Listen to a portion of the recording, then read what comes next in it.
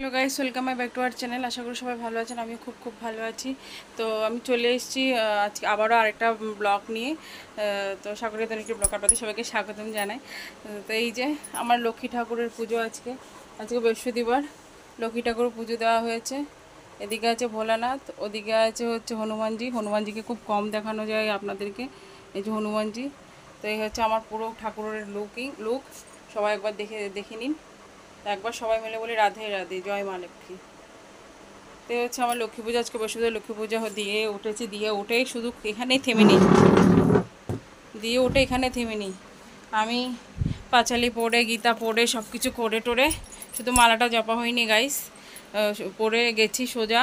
আজকে তো বৃহস্পতিবার, আজকে হচ্ছে অষ্টনাগ পুজো, মানে আজকে নাগপঞ্চমী কি অষ্টনাগ পুজো ঠিক আমার ইয়ে নেই, কিন্তু আজকে হচ্ছে মনসা পুজো, এটা জানি। আজকে মনসা পুজো, সেই কারণে গেছি দৌড়াতে মনসা মন্দিরে। মা মনসা মন্দিরে গিয়ে দুধ, কলা, ধূপকাঠি, মোমবাতি, বাতাসা সব নিয়ে দক্ষিণা সমেত দিয়ে এসেছি মা মনসা মন্দিরে পুজো।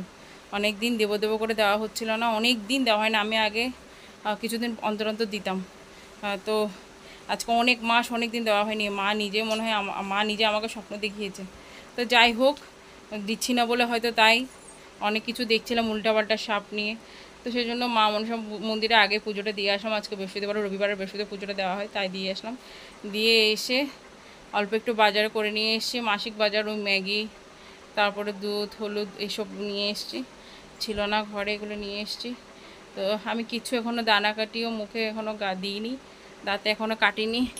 এই যে এই হচ্ছে শুকনো বাজার, এই হচ্ছে এই ম্যাগি, এই হচ্ছে পাউরুটি, দুটো পাউরুটি এনেছি। আর এই যে চাউমিন এনেছি, মাছের বাজার চাউমিন এনেছি।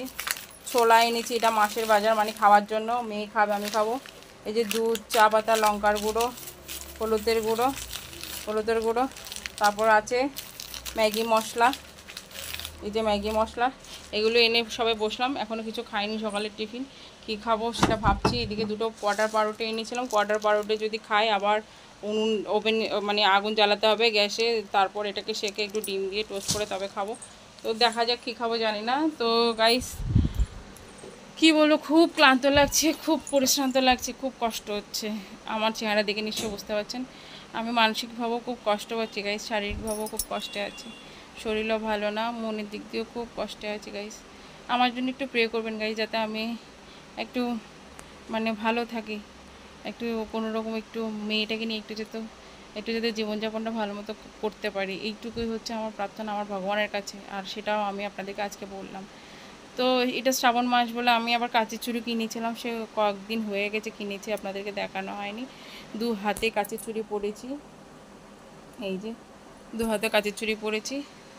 তো কাঁচের চুড়ি পরেছি। তো আর কিছু বলেন নেই গাইস, আজকে এখনের ব্লগটা এখানে শেষ করছি। সকালের ব্লগটা আমি তো বলেইছি, হয়তো কোয়ার্টার পাউরুটি খাওয়া, আর না হয় কালকে একটু ম্যাগি আছে ফ্রিজে রেখে দিয়েছিলাম, তো সেটাই এনে একটু গরম করে খাওয়া, আর না হলে কোয়ার্টার পাউরুটি ডিম দিয়ে একটু ভাজা করে খাবো। তো আশা করি দেখি কি খাওয়া যায়। তো এখনের মধ্যে ব্লগটা এখানে শেষ করছি। সবাই ভালো থাকবেন, সুস্থ থাকবেন, সাবধানে থাকবেন। ততক্ষণ পর্যন্ত সবাই মিলে বলুন রাধে রাধে। তো টাটা গাইস, রাধে রাধে।